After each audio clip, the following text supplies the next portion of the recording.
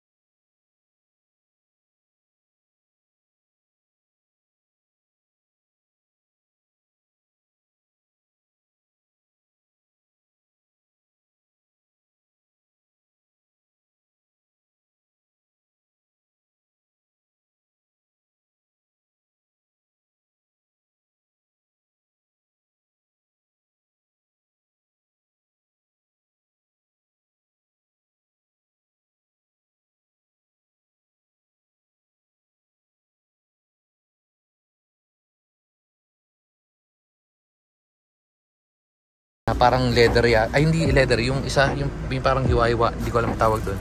Pero yun. Pero sa Q at saka doon sa mas yung isa pang LTDN GRS or basta yun. Naka-leather na yan. Leather na yan. At tanggalin muna natin to. Pati sa kabila. Wait lang. Hindi ba pang magtatagal tayo? Unwrapping video tayo. Unwrapping video. Wait lang. Hindi ba sira? Wait. Medyo mahirap yung ano. Ay, may ano pala yun. Ayun o, kaya pala mahirap tanggalin. Okay. Yan, dito tayo sa likod. Ito yung stroller nila. Ang laki na ng space. Yan. Pero, tatanggalin pa rin tayo ng plastic. Wait lang. Tapos ito, may libre na silang, ano ba to? Tool jack. O hindi, yung pangangat ng gulong. Pero, ay hindi, yung ano, yung early warning device. Andito yung pangangat pala ng gulong. Ito. Ayan ba yan? O, yan. Okay. Yung plastic dito, feeling ko di ko na muna tatanggalin. Pwede ko tanggalin pero magtutumoy kasi. Hindi naman nagagamit pa. Ano ba yun? Yes. Hindi pa bababa. Sira ulo ko. Ito yung tatay niya. Ano yun? Wait lang. Doon pa sa ulom. Ano? Sama daw sila sa video. Okay, so Oo, nakikita sa 50. Diyan lang. Ano yan? Kada ko bukas ko ng pinto. Wait lang, hindi pa bababa. Nagtatanggal tayo ng plastic. Ayun pala yung libreng payong. Lipat tayo. Oh yes, Manong. Yes. Wait lang. At ayun pa nga, pag sa Q naka-power, power likod na yan. Naka-power likod ka na pag Q. Pag ano yung automatic, so naka-hydraulics yan. Nako-control mo pwede dito or tsaka dito yung isa. Pagka bubuksan mo, tapos isa din pag pipindutin mo nga. Ito yung isa, yan. Pag pipindutin mo, automatic yan. Open tsaka close na yan. Yan, tatanggalin na rin natin itong mga to.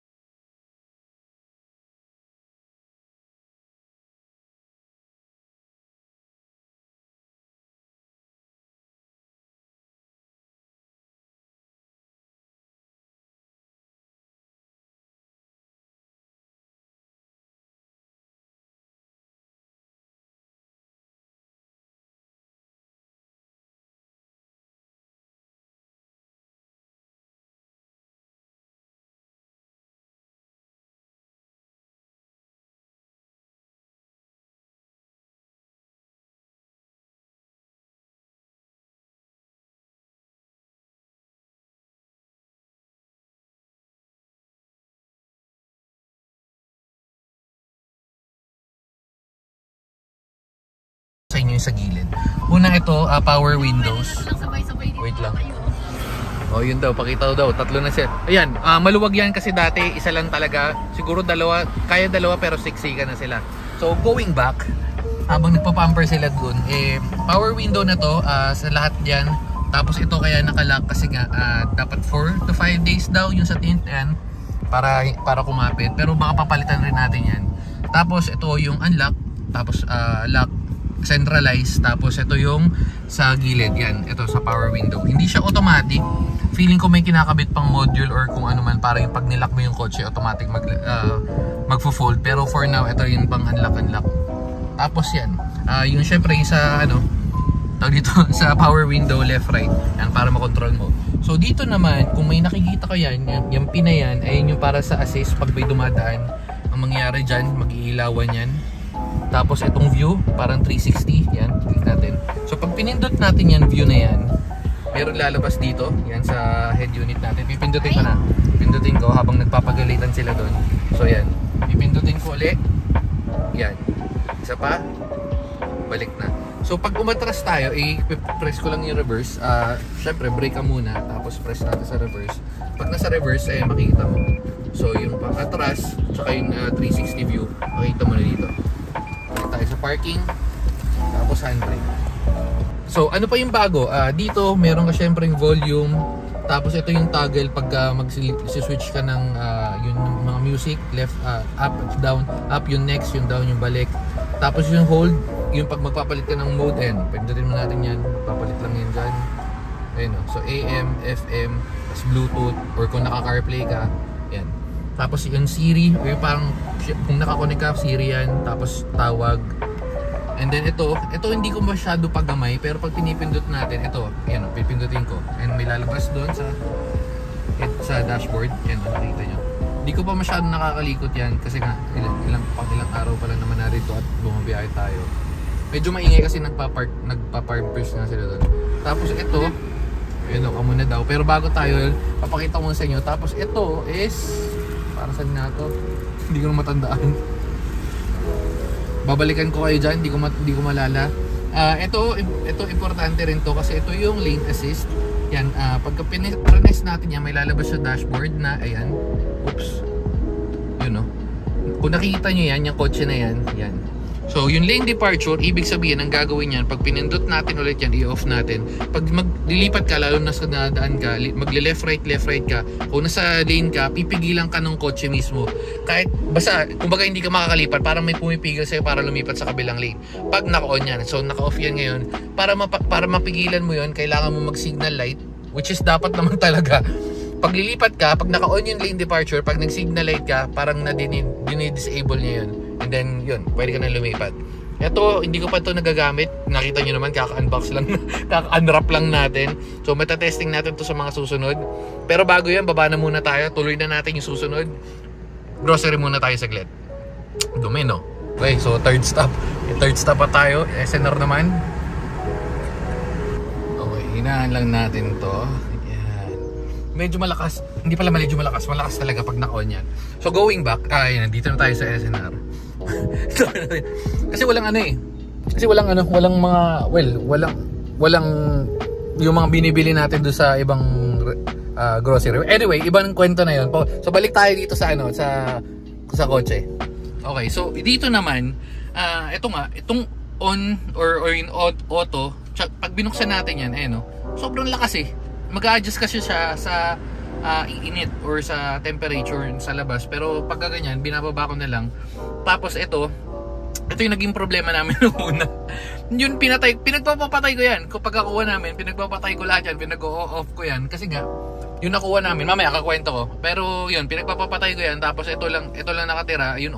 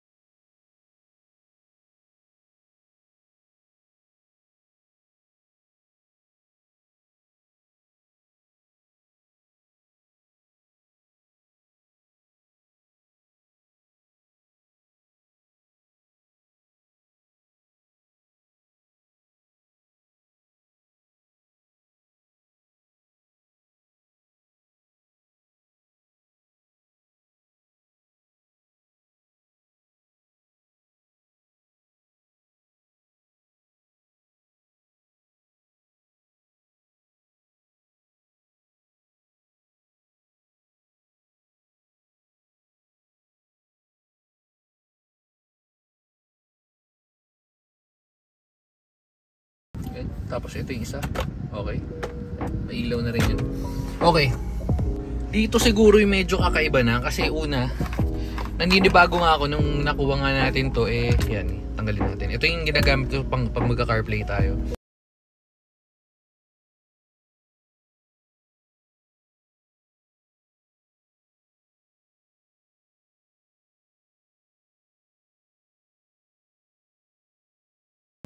Hindi natatanggal. Hindi natatanggal, min. Oh, hindi, kaya mo na kung hindi natatanggal. Okay, yung sa automatic, tulad, hindi ako nag-automatic ever since manual naman talaga ako. Siguro tagal ko na nagda-drive ng manual. So, nung naglipat ako ng automatic, madali naman. Ito nga lang, yung park, syempre, pag nakapark ka, so anong difference? Ito yung tinatanong ko sa nung bago kukunin, yung bago natin makuha tong Fortuner. So yung anong difference ng park sa neutral? Yung park pag ito, pag naka-steady, neutral pag yun, nasa traffic ka, para mas madali. So naka-drive ka, nandito sa D, tapos ililipat mo sa neutral para pag aandar ka, balik mo lang sa drive, tapos handbrake. Yun. Tapos reverse, syempre, atras. Tas yun S, di ko alam anong ibig sabihin ng S, pero na-adjust mo yan yung speed niyan from lower gear, ito yung 1 pinakamababa hanggang papunta dito. Tapos makokontrol mo yan using yung paddle shifter na nandito. Yan. Okay. Yung sa likod wala na naman masyado. Yan mga aircon. Di ko na naman masyado masabi kasi nga natutulog siya naman, no? Pero meron dito rin charger, ayan, no? Tapos lagayan doon. Okay. So yun na nga. Yung nakuha namin. Pumunta kami doon. Hindi ako marunong mag-drive ng automatic. Hindi naman ako nahirapan kasi since marunong naman ako mag-drive, although nakakapanibago lang kasi syempre galing ka sa manual, pagkakambyo, feeling ko nakakambyo pa rin ako, tapos pagkakambyo nga ako napipindot. Ito pala, sorry. Wait. Ito yung sinasabi ko. May nakakapanibago kasi to. Saan ko naman ginagamit? Based sa 3 days natin pag drive nitong kotse. So eco, ginagamit ko to pag medyo traffic or talagang hindi gumagalaw, eco. Pero kadalasan nasa normal ako. Ngayon, yung sport, ginagamit ko to pag nasa express, yun pagka kailangan mo mag-overtake and all. Although kaya naman ng normal. Pero kasi pag yung normal, kadalasan pag normal, medyo feeling ko nabibitin, kaya ina-adjust ko dito, i-ES ko, and then i-shift ko pa dito sa paddle shifter. Instead na magaganon ako, pipindutin ko na lang yung sport. Pero ang issue ko naman dyan, since nagda-drive ka ng ganito, so pag magsiswitch ka, medyo malayo. No? Nakakapangit yung pwesto sana dito or kung saan man. Pero yun lang. Tapos isa pa, aapakan kasi nila Manong. Makita nyo, dumadaan kasi sila Manong. Naapakan nila to. Itong skid na yan, yung parang nag-i-skid. Yan. So may nakabang na rin na butas dito. So, ewan ko kung ano pwede palagay dyan. Pero ito, pag pinindot mo yan, ito yung lalabas. VC is turned off, pre-collision brake. Yan, system available. So, kailangan natin on yan dahil yun sa yung collision kung ano man yan.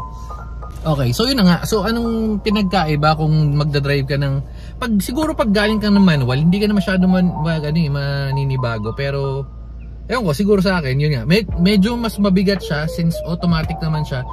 Hindi naman tapos yung automatic siya, so hindi na rin naman ako nahirapan. Tapos lagi nilang sinasabi or nababasa ko na matagtag daw. Hindi ko nararamdaman yun kasi kung i-compare ko dati sa Vios, sa kotse versus ngayon naka SUV, although nakaangat siya, hindi ko masabing matagtag. May matagtag na akong na-experience, pero ito yun na nasa C5 kami. Kasi sobrang yung semento, yung daan, hindi siya basta sa papunta ka Ortigas, pero C5 doon, di ba? Doon ko lang naranasan yung matagtag. Pero pag yung mga ganyan daan, normal yan. Lalo na yung mga asphaltong daan, hindi ko nararamdaman na matagtag. So hindi ko sure kung ewan ko, pero yun yung lagi nila nasasabi sa Fortuner. Pero still nag-Fortuner tayo. Although ang pinagpipilian ko talaga bago kami kumuha is yung Everest and Fortuner. Pero originally ang bala ko talaga is yung mga pickup since nandito na tong tatlong bugoy na to, eh medyo sumisikip nga tayo sa kotse. So nag-jump in na tayo sa Fortune, sa mga SUV. So ang issue ko naman sa Everest, hindi naman talaga siya issue. Pero kasi yun yung kadalasan feedback nila na katulad ng sinasabi nila na matagtag sa Fortuner. Pero kasi since nakapag-views tayo, mas nagabay na natin yung sa Toyota, or madali maghanap ng parts. Totoo, madali maghanap ng parts. Unlike pag pa Ford, hindi ko pa kabisado. So instead na maglilipat ako ng, although maganda yung Fortune, maganda talaga yung maganda yung Everest, marami kasi siyang mga kung ano-ano, pero yun, okay na rin. Okay, hindi naman okay na rin. Okay pala ako dito sa Fortuner natin dahil sobrang ganda ng driving experience. Tapos mataas yung gulong. Ewan ko, basta ibang-iba dun sa ibang-iba. Pero nagbe-base to sa galing sa kotse sa Vios, nagda-drive ng mga kotse ever since, and then itong kakalipat nga lang natin sa SUV. So yun. At siguro pinaka-last dito, bakit Gov? Ito lagi tiyatawag, bakit Gov? Kasi na tayo, makukuha na natin kotse siguro mga 2 days, 3 days before. Nag-iisip na ako ng pangalan. Sabi ko, magandang pangalan. Dapat ang bibigay kong pangalan is si Mochi. Yun aso namin dati sa country home sa Las Piñas. Pero kasi meron kaming alaga, si Ohab. Kung napapanood mo yung mga video natin dati, si Ohab, alaga natin. So sabi ko, gagawin ko instead of Mochi, si Ohab na lang. Kasi si Ohab, sabi ko sa kanya, igagala ko siya sa BGC na hindi natuloy kasi unfortunately nagka-parvo. May parvo yung mga pusa, pero hindi kasi kumbaga hindi siya na-detect nung pinagdala namin clinic. Kaya yun. So in short, kinuha na siya ni Papa Jesus. Kaya sabi ko, at least kunin namin yun. Makukuha ang kotse, gagawin ko pangalan Ohab, tapos ibibisita naman agad namin siya sa BGC kasi yun yung promise ko sa kanya, gagala namin siya. Lagi gusto sumama nun. Anyway, so bakit hindi naman Ohab yung Gov. So yung G at saka O, eto naman yung naparbo ulit naming alaga na si Grande at saka si Venti. So pag pinagsama-sama mo yun, so mabilis kwento na lang, si Grande at si Venti. So itong nag-survive yan, nasaan yun? Oops, nawala. Oh. Ayun, si 50. So siya na lang yung nag-survive. Yung Starbucks yan, Tol, Grande, Venti. So buti na lang nag-survive. Kasi kundi, madadamay pa siya sa pangalan. Pero anyway, so yun na nga. So yung G is Grande, yung O is Ohab, and then yung V is Venti. So yun. Bakit Gov? Hindi, tatawa ako kasi naisip ko yun kasi sabi ko kay Beck, ang hirap ng wala akong mabigay na pangalan. Sabi ko may naisip na akong ganito. Sinasabi niya ng Mochi. Ayoko na ng Mochi kasi sinabi ko nga kinuwento ko nga sa kanya yan yung kay Ohab, kay Grande, tsaka kay Venti. Kasi yung sinabi niya, sabi, uy, Gob, ganda Gob. So unang iisipin mo nga, pag Fortuner, mga SUV, pag mga congressman. So yun nga nangyari, tatawa ako. Isang kapatid, itawagin na lang natin pangalan na si Cobrador. Pag kumuha daw siya ng bagong kotse niya, papangalan niya daw si General. Para Gob, tas General. Ayun lang. Diba? Tas ang ganda ng ang ganda pa pag nasa labas kayo, diba? Naglalakad kayong ganyan, tas nag-uusap-usap kayo. Sabi, nasaan ba yung mga document natin? Kay Gob. Naiwan natin kay Gob. Yun. Nagtutuyo na yung yung labi ko. At siguro dito na natin tatapusin. Pero yun nga, medyo nakaliti ng onde dahil nagasgasan ng pusa si Zombie Cat. Nakita ko sa CCTV kagabi pagkagising ko, nakasabit doon. So yun na nga, nagasgasan. So tatry natin ipa-buffing or kung hindi man, pero medyo manipis naman yung kalmot still, pero dahil bago papaayos natin. Siguro mga after 3 months pag nagasgasan ulit, hayaan mo na siya. So yun na, dito na natin tatapusin. Medyo napahaba tayo ng naka 6 minutes na tayo kakadaldali.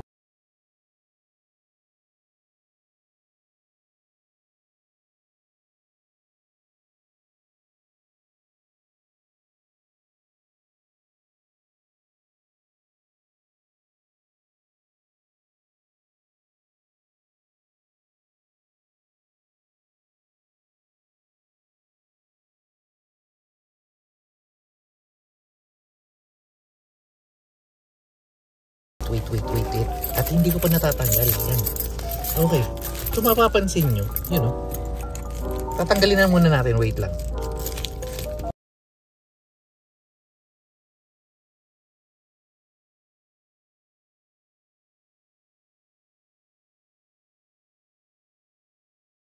Napanood ko sa isang video, nakalimutan ko kanino. So kaya tayo nag-queue. Well, bukod sa makina, well, mamaya na yun. Yan.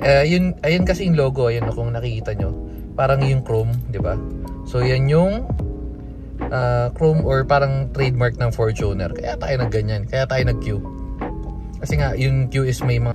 Yun, yung queue is may mga chrome, parang yun yung difference niya sa V.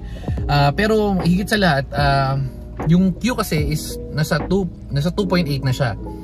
And yung V at yung G is nasa 2.4. So, kahit anong mangyari, medyo mahirap magpalit ng makina na galing ka 2.4, tatalong ka ng 2.8. So, feeling ko yun yung pinakasulit na deal para kaya naging deal breaker sa akin yun, di ba?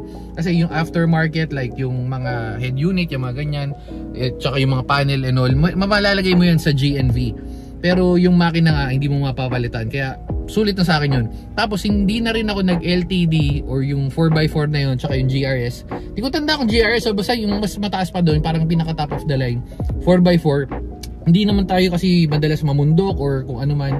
Kaya feeling ko sapat na sa akin yung 4x2. At hindi ko naman kailangan ng 4x4 dahil feeling ko sobrang lakas nun at masyadong namatakaw sa gas.